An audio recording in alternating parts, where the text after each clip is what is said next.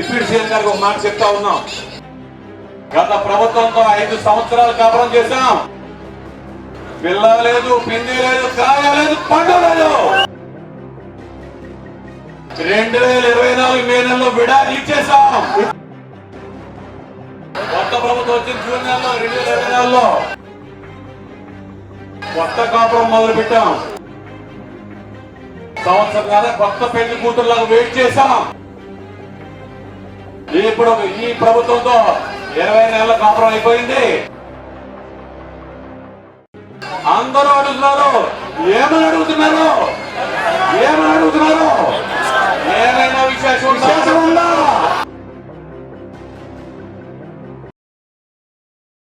జెండాలు రెపరెపలాడాలి, ప్లకార్డులు పైకి రావాలి. ఎక్కడ ఈ టెంటల్ ధర ఉంది? ఏది ఏది ఏది ఎంత ఎంత పియాసి ఎంత కావాలి? అయ్యారు ఎంత కావాలి?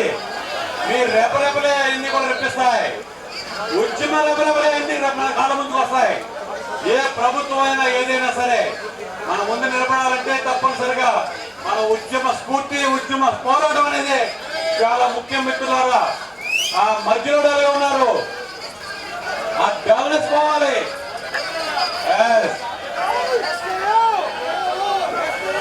జిందాబాద్ జిందాబాద్ జిందాబాద్ జిందాబాద్ జిందాబాద్ జిందాబాద్.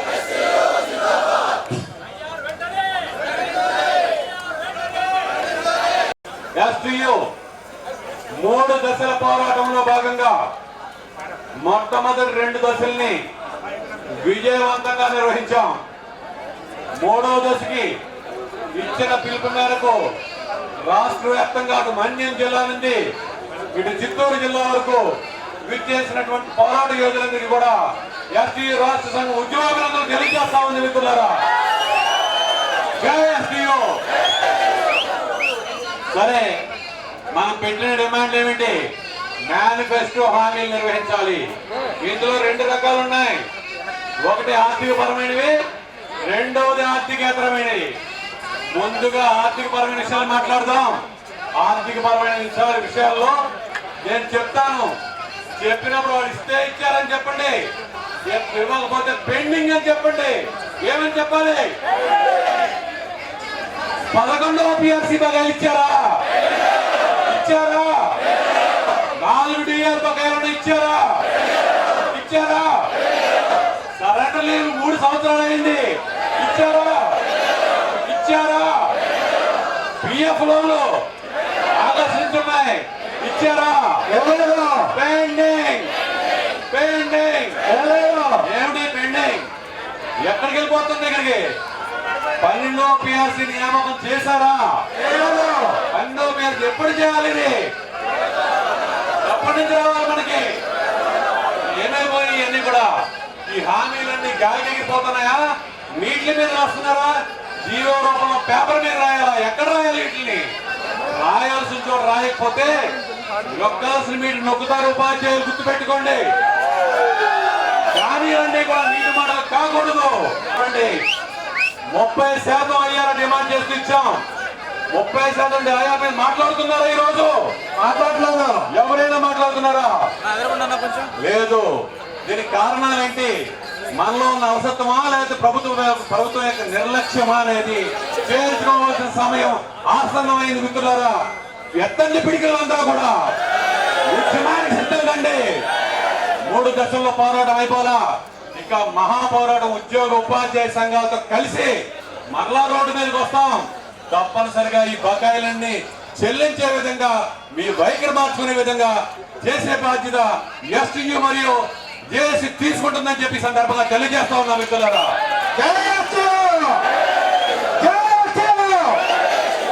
చూడండి, గత ప్రభుత్వంతో 5 సంవత్సరాలు కాపురం చేశాం.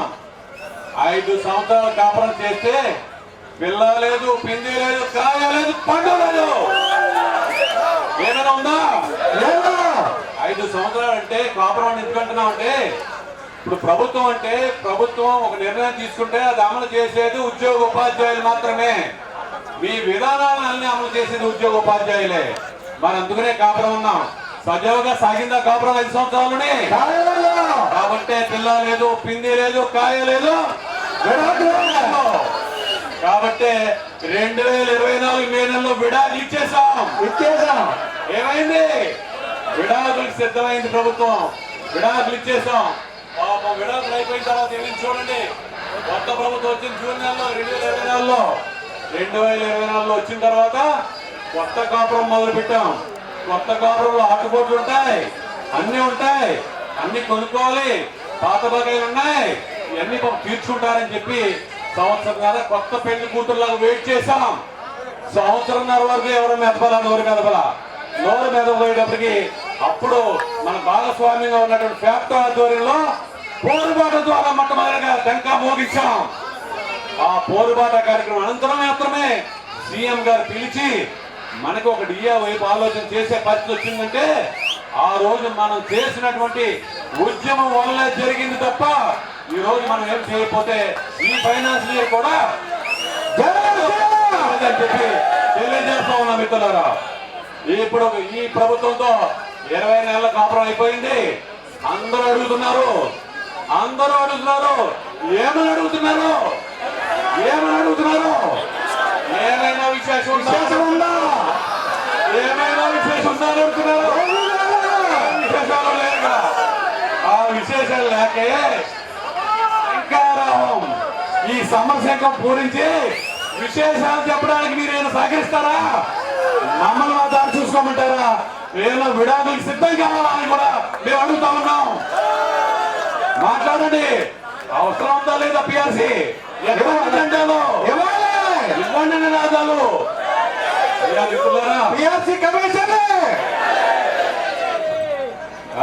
ఏ విశేషం లేదనుకుంటే ఎస్టీయూ పూరించిన సమర సంఖ్యమే ఈ రోజు విశేషాలన్నీ చెప్పిస్తుంది. తప్పనిసరిగా మీరందరూ ఉద్యమానికి సిద్ధంగా అని చెప్తా ఉన్నాం. అయితే కొత్త పిఆర్సీకి 30 నెలలు టైం దాటిపోయింది. ఒక పిఆర్సీ నియమించాలంటే దాని కాల పరిమితి అంతా 5 సంవత్సరాలు. 5 సంవత్సరాల తర్వాత కొత్త పిఆర్సీ ఇవ్వాల్సినటువంటి ప్రభుత్వం, గత ప్రభుత్వం ఎవరో అనామకంగా ఏదో నామినల్గా వేసి వెళ్ళిపోయారు. ఆ కమిటీ వచ్చింది, ఏమి చేయకుండా వెళ్ళిపోయింది. చక్కగా చైర్లో కూర్చున్నారు. కనీసం కమిటీకి ఎవరిని నియమనం చేయాల. కానీ ప్రస్తుత ప్రభుత్వం వచ్చిన తర్వాత కూడా దాని మీద పట్టించుకోకపోవడం, ఒక పిఆర్సీ కమిటీని వేయకపోవడం చాలా సిగ్గు అని చెప్పి నేను అంటా ఉన్నా. సిగ్గు. ఈ సమర సైనికం కనుక విజయవంతం చేసి ప్రభుత్వం దిగి వస్తుందా సరే, లేదా ఇదే ధర్నా చౌక్ లో మామిడాకులు అనే కార్యక్రమాన్ని కూడా త్వరలోనే నిర్వహించుకోతామని చెప్పి తెలియజేస్తా ఉన్నాం. నిరంతరాయంగా ఈ 15 సంవత్సరాలు మరి కొత్త ప్రభుత్వం ఏర్పడేటప్పుడు అందులో పెద్దలంతా ఉన్నారు. మేమంతా కూడా 15 సంవత్సరాల కాలం పాటు ఈ ప్రభుత్వాన్ని, ఈ కూటమిని నిరంతరాయంగా నడుపుతా ఉన్నారు. మీరు నడపాలంటే ఫ్యూయల్ కావాలా? మీరు బళ్ళుంటే సరిపోదు. ఫ్యూయల్ ఎవరు?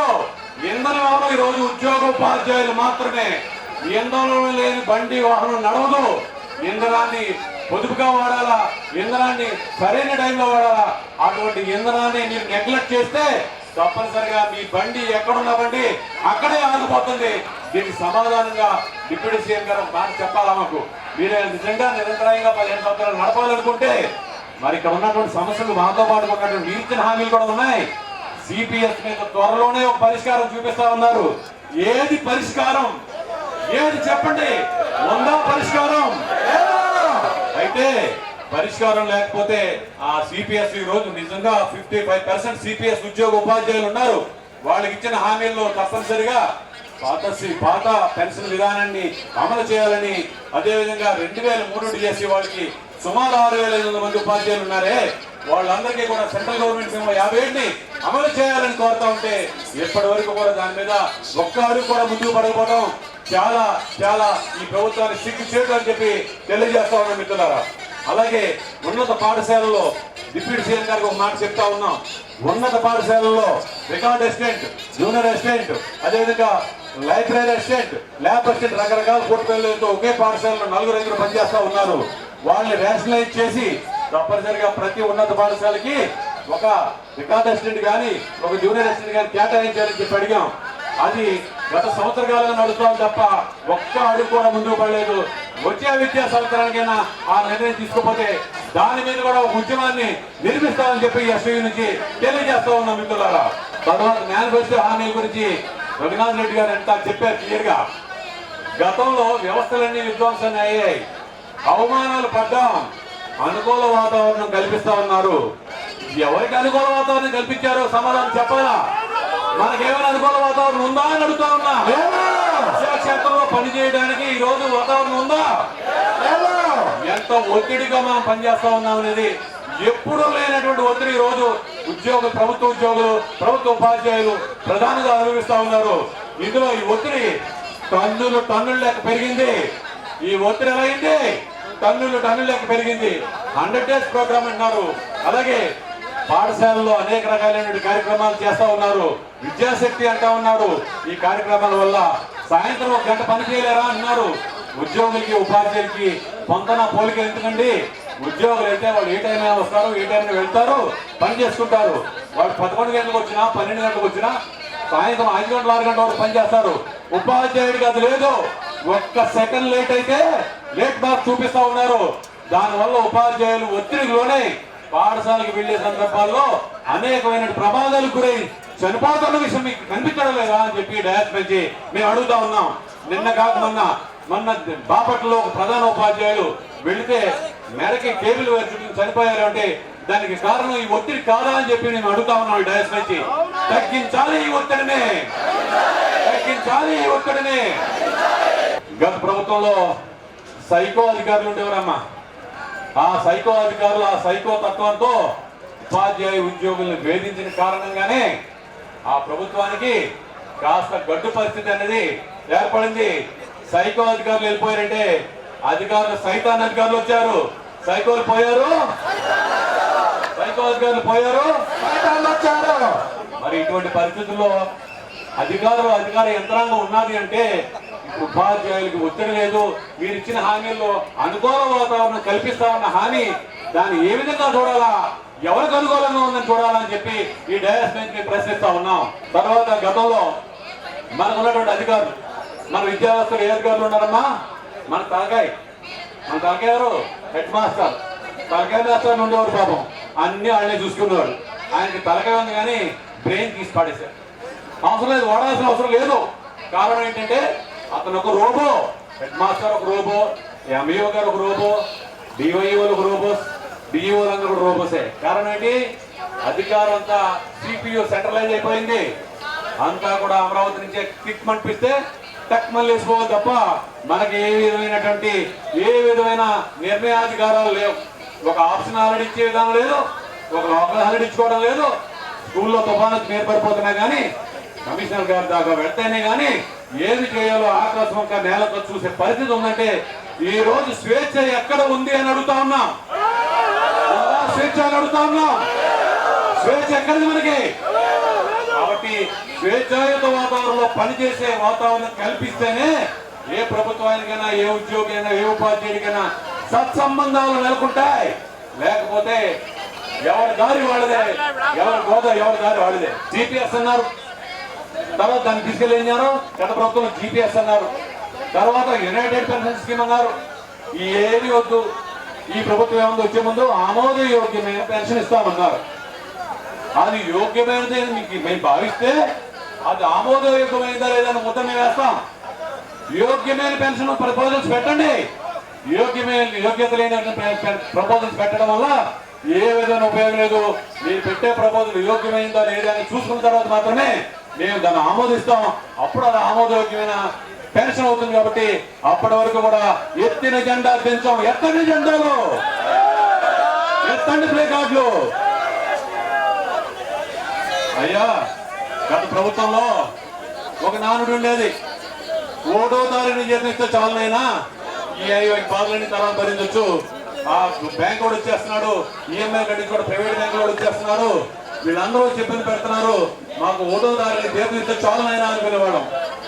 మనకి ఇప్పుడున్న పరిస్థితి ఏంటి తెలుసా? ఇప్పుడున్న పరిస్థితి ఏంటి తెలుసా? ఆదివారం సెలవు ఇస్తే చాలునైనా, శనివారం సెకండ్ సారి సెలవు ఇస్తే చాలునైనా. మేము ప్రశాంతంగా ఉండాలంటే మా మనసులన్నీ అలసిపోతా ఉన్నాయి. ఒక ఆదివారమైన పాఠశాలకు వెళ్ళకుండా చేస్తే మేము మా పిల్లల్ని మా కుటుంబాలను చూసిన పరిస్థితి ఉంది. తప్పనిసరిగా ఆదివారం చదివిస్తే చాలండి. అంటే విధానాలు ఏమైపోతున్నాయి, ఒక్కొక్కరు ఆర్థికంగా దెబ్బ కొడితే ఒక్కొక్కరు మానసికంగా కొడతా ఉన్నారు. ఇది కరెక్ట్ కాదు. ఏ ప్రభుత్వానికైనా ఉద్యోగ ఉపాధ్యాయుల్ని పిల్లల్లా చూసుకుంటేనే ఏ ప్రభుత్వాలకైనా మంచి రోజులు ఉంటాయి. 15 కాదు 5 సంవత్సరాలు నిలబడతాయి గోపురాలు. ఆ విధంగా మీరు ప్రయత్నించకపోతే మా జెండాలు ఎత్తుతాం, మరలా మేము ఉద్యమాన్ని సిద్ధం పడతామని చెప్పి తెలియజేస్తా ఉన్నాం మిత్రులారా. ఇంకొక హామీ ఇచ్చారు, మెరుగైన పిఆర్సీ ఇస్తామన్నారు. కమిటీ వేస్తే మెరుగో తరుగో తెలుస్తుంది. కమిటీ లేకుండా పిల్లలు ఎలా పడతారండి? కమిటీ ఏదండి ఇక్కడ? కమిటీ ఏది? ఆలు లేదు చూలు లేదు, కొడుకు పేరు సోమలింగం అన్నట్టుగా మెరుగైన పిఆర్సీ ఇవ్వాలంటే పిఆర్సీకి సంబంధించిన ఒక కమిటీ వేయాలి కదా. కాబట్టి ఆ కమిటీ నియామకం చేసి అప్పుడు మెరుగైన పిఆర్సీ ఇస్తారా, తొలగైన పిఆర్సీ ఇస్తారా, లేదా మమ్మల్ని తీర్చుకోమంటారా అనేది కూడా మేము ఈ రోజు అడుగుతా ఉన్నాం. ఐఆర్ ప్రభుత్వం రాగానే ఐఆర్ ఇస్తామన్నారు. ఐఆర్ మరి ఇస్తానన్న అది ఉద్యోగోపాధ్యాయులు ముందు వరకు గడప వరకు ప్రభుత్వం రాలేదా అని అనుమానం ఉంది. మన గడప వరకు రాలేదేమో. ఎందుకంటే ప్రజా సంక్షేమ కార్యక్రమాల్లో భాగాలుగా సూపర్ 6 లని 6 మీద 6 కొడతా ఉన్నారు. ఒక్క ఫుల్ టాస్ వేస్తాం, కొట్టండి బాబు 30% అయ్యారు అని అడుగుతా ఉన్నా. ఒక్క ఫుల్ టాస్ వేస్తాం, మీరు కొట్టండి అయ్యారు. ఆ ఫుల్ టాస్ కనుక మిస్ అయిందంటే క్లీన్ బౌల్. ఒక్క ఫుల్ టాస్ మేము వేస్తాం, 30% అయ్యారు ఇవ్వండి మీరు అన్నదే.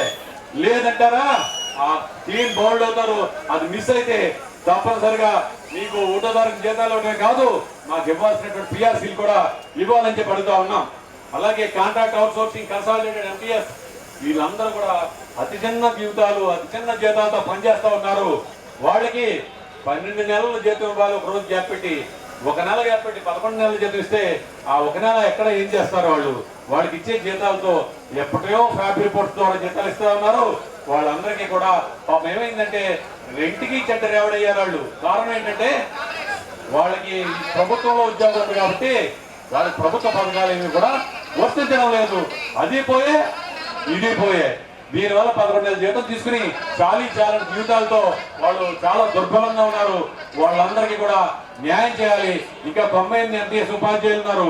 వాళ్ళందరికీ మిగిలిన వాళ్ళందరికీ కూడా ఉద్యోగ భద్రత కల్పిస్తూ ఉద్యోగం ఇవ్వాలని చెప్పి మేము కోరుతా ఉన్నాం. అయితే ఈ మధ్య కొత్తగా ఒక ప్రజాప్రతినిధి ఉపాధ్యాయ సంఘాల నుంచి వెళ్ళారు. పాపం ఆయన మాటలే తప్ప చేతలేని కనిపించడం లేదని చెప్పి ఉపాధ్యాయ వర్గం అంతా గొగ్గలు పెడతా ఉంది. ఈ మధ్య వారు పని చేసుకుంటూ వెళ్ళి నేను పని చేసినట్టే బాగుండేది, అది కాకుండా మమ్మల్ని ఇతరులను విమర్శిస్తున్నారు. ఇంత పొడవు ఉన్నారని, వైట్ చొక్కా వేసుకుంటున్నామని, ఇలా రకరకాలుగా మన గురించి మాట్లాడుతూ ఉన్నారు. ఇటువంటి లేయర్స్ మీద రూపం అనేది భగవంతుడు ఇచ్చాడు, మనం ఏం చేయలేం. మీరు భూమి 3 అడుగులు ఉన్నారు, నేనేం చేసేది? మీరేమో 6 అడుగులు పెద్దలు రాలాగా లేదా లేదా మీలా నేను దిగజారిపోగలుగుతాను 3 అడుగులు ఏం కదా. ఎవరు స్థాయి భగవంతుడు ఇచ్చిన దాన్ని అంటే ప్రజలకు ఉపయోగపడేటట్టుగా, ఉపాధ్యాయులకు ఉపయోగపడేట్టుగా 4 పనులు చేస్తే గుండెల్లో పెట్టుకుంటారు. 5 సంవత్సరాలుగా రాష్ట్ర అధ్యక్షుడిగా, ప్రధాన కార్యదర్శిగా, వ్యాప్త చైర్మన్ గా పనిచేస్తా ఉన్నాం. మా ప్రోగ్రెస్ రిపోర్టే చెప్తా ఉన్నాం. మన హయాంలో ఏం సాధించామో తప్ప మేమేమి రాజకీయ నాయకులుగా కళ్ళబొల్లి కబుర్లు చెప్పడం లేదు, కానీ హామీలు ఇవ్వడం లేదు. ఇవ్వకపోతే ఏదో ఉద్యమాలకి మీరే బ్రాండ్ అంబాసిడర్ గా మాట్లాడితే ఉద్యమాలు చేసే వాళ్ళందరికీ తెలిసి ఉపాధ్యాయులకి ఏ సమస్యలు సాల్వ్ అవుతున్నాయి, ఏ సమస్యలు నిలుపుగా ఉన్నాయి, ఏమి సాధించుకోగలుగుతాం అనేది మన యొక్క వివేచన బట్టే ఉంటుందని చెప్పి తెలియజేస్తా ఉన్నాం మిత్రులారా. అహంకారం ఉంటే ఏమవుతుందో తెలుసా? అహంకారం ఉంటే 154 నుంచి 11 2 1s లో వచ్చారు. అహంకారం ఉంటే 6 నుంచి సింగిల్ 1 లో వచ్చారు. గుర్తు పెట్టుకోండి. అందరూ కలిసి వెళ్తేనే ఏ ఉపాధ్యాయ ఉద్యోగ సంఘానికి మనుగడ ఉంటుంది, అందరికీ మేలు జరుగుతుందని చెప్పి ఈ సందర్భంగా తెలియజేస్తా ఉన్నాను మిత్రులారా. ప్రధానంగా 2008 98 ఎన్టీఎస్ వాళ్ళకి 62 సంవత్సరాలు ఇవ్వటం, అదేవిధంగా ఒకరోజు గ్యాప్ సెలవు జీతాలు ఇవ్వటం, అలాగే పార్ట్ టైం ఇన్స్ట్రక్టర్స్ ఆఫ్టర్ వాళ్ళకి ఉద్యోగ భద్రత కల్పించడం, వాళ్ళని రెగ్యులర్ చేయటం. సుప్రీంకోర్టే తీర్పిచ్చిన వాళ్ళకి వాళ్ళు రెగ్యులర్ చేయమని ఇవ్వడం లేదు. +2 స్కూల్స్ +2 ఆర్పాటంగా స్టార్ట్ చేశారు గత ప్రభుత్వం. మహిళల పిల్లలు ఎక్కడైతే ఆడపిల్లలు ఉన్నారో వాళ్ళకి +2 స్కూల్ స్టార్ట్ చేస్తే అందులో ఖాళీ అయిన పోస్టులు నియమించకుండా ఈ రోజుకి కూడా అలా పెండింగ్ పెట్టడం వల్ల మొత్తం అంతా కూడా ఆ స్కూల్ కొంతపడే పరిస్థితి వచ్చింది. ఆ +2 స్కూల్స్ యథావిధిగా కొనసాగించాలని చెప్పి మేము కోరుతూ ఉన్నాం. కాంపల్సరీ అపాయింట్మెంట్స్ పాపం చూడండి, మన ఉద్యోగ ఉపాధ్యాయులు చాలా మంది కరోనా చనిపోతే వాళ్ళందరికీ కూడా కాంపల్సరీ అపాయింట్మెంట్ కార్యనియామకాలు ఇవ్వాల్సిన ప్రభుత్వం నిబంధనలు సడలించి జిల్లా యూనిట్ లో కలెక్టర్ బూల్లో కార్యనియామకాలు ఇవ్వాలని చెప్పేసి విద్యార్థులను కోరుతా ఉన్నాం. అదేవిధంగా ఎగ్నెస్ పీడీలో పనిచేసే పీడీలు కానివ్వండి, సోషల్ వెల్ఫేర్ కానివ్వండి, ఇవన్నీ కూడా సమస్యలు పరిష్కరించాలా. చట్టపై నిర్ణయం తీసుకుని కేంద్ర ప్రభుత్వం చట్టం చేసే విధంగా రాష్ట్ర ప్రభుత్వం కూడా చేయాలా. చట్ట మీద ఇప్పటికే మనం 2 సార్లు ఢిల్లీలో ఉద్యమం చేశాం. గౌరవనీయులు సత్యనారాయణ రెడ్డి గారు ఏఎస్టీఎఫ్ వర్కింగ్ ప్రెసిడెంట్, అలాగే ఏఎస్టీఎఫ్ జనరల్ సెక్రటరీ అయినటువంటి సదానందం గారు తెలంగాణ నుంచి మేమందరం కలిసి ఈ రోజు 2 సార్లు ఉద్యమం చేస్తే ఇప్పుడు కేంద్ర ప్రభుత్వం ఏ రాష్ట్రంలో ఎంతమంది ఉపాధ్యాయులు ఇబ్బంది పడతా ఉన్నారని చెప్పి ఆ రిపోర్ట్ తెచ్చుకుంటా ఉంది. తప్పనిసరిగా ఈ చట్టని రద్దు చేసే వరకు టీచర్లకి ఈ పోరాటాన్ని ఉద్యమం చేస్తామని చెప్పి ఈ డయాస్ నుంచి తెలియజేస్తా ఉన్నాం మిత్రులారా. అలాగే 100 డేస్ యాక్షన్ ప్లాన్ విషయంలో కానివ్వండి, ఇవన్నీ కూడా రాబోయే రోజుల్లో ఉద్యమాల ద్వారా పరిష్కారం అవుతాయి.